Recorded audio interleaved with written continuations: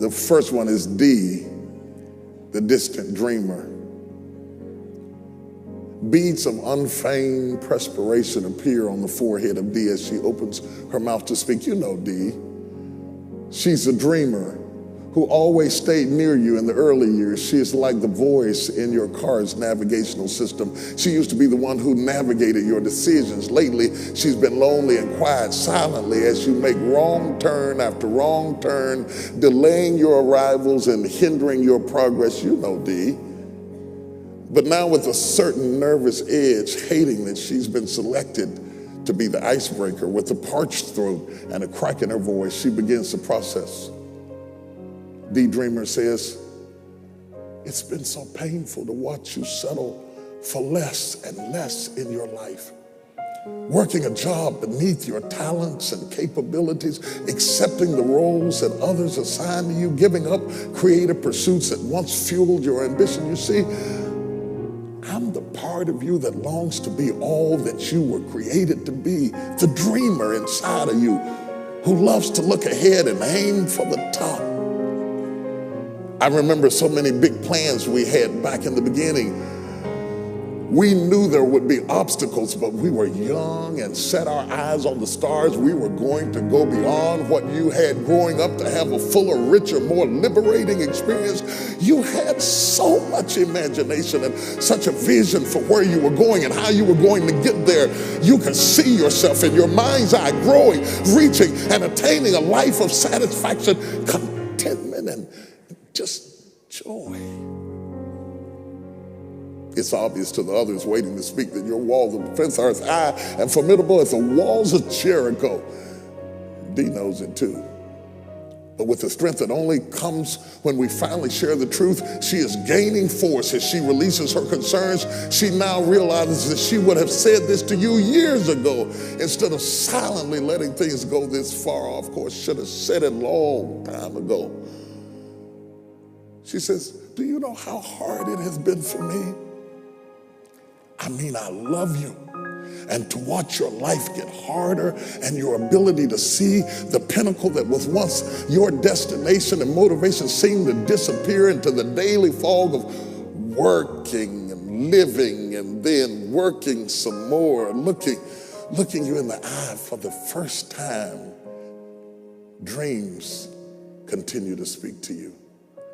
I watched as your circumstance got tighter and choked the wind out of your lungs.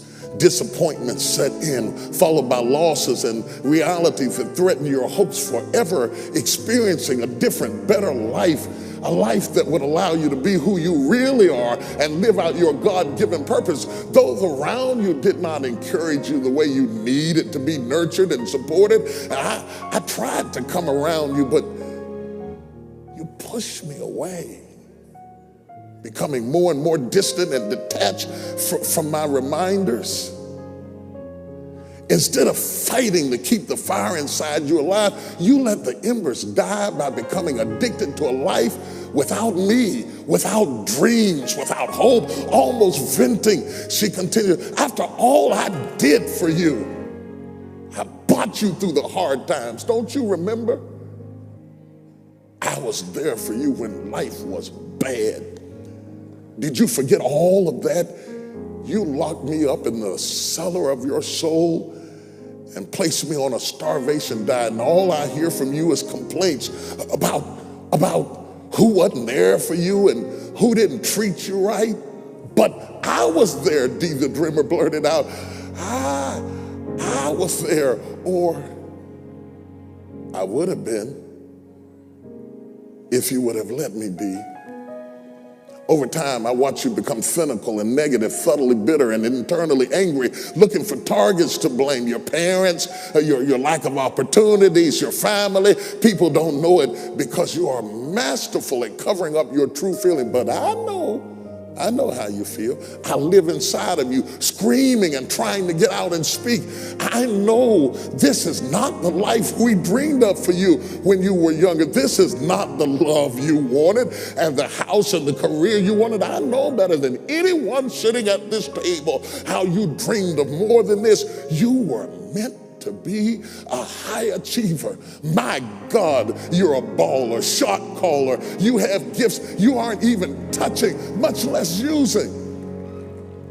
This ordinariness doesn't become you. And I had to say something today. It is beneath you and what you were created to be. Your answers, your power is in your dreams. Reaching out to you with a warm hand and a now wet face, Dee gently touches your shoulder and says, I need you. No. We all need you. The others sitting at the table give a warm nod. There's a sound of a few quiet sniffles. Dee the Dreamer finishes her appeal with this final word. Instead of being fully alive to the possibilities of the future, the pursuit of the dreams that God has planted like seeds in your heart, you resign yourself to an existence without dreams, a desert place of parched indifference where nothing can grow. You can't go on this way. It's killing you. I can't keep silent anymore. I beg you to renew our relationship, to fight for the dreams that once seemed to be such a vital part of your life. Don't give up. Don't give up hope. Throw off the limits that life and other people and even organized religion and so many other forces may have placed on you. Like a butterfly emerging from her cocoon, you must discard the useless husk that you continue to cling around your dreams like a winter coat. I know it is not too late. You can use all that you have been through as wind beneath your wings. Come on, come on, come on. It's time to fly. It's time to fly.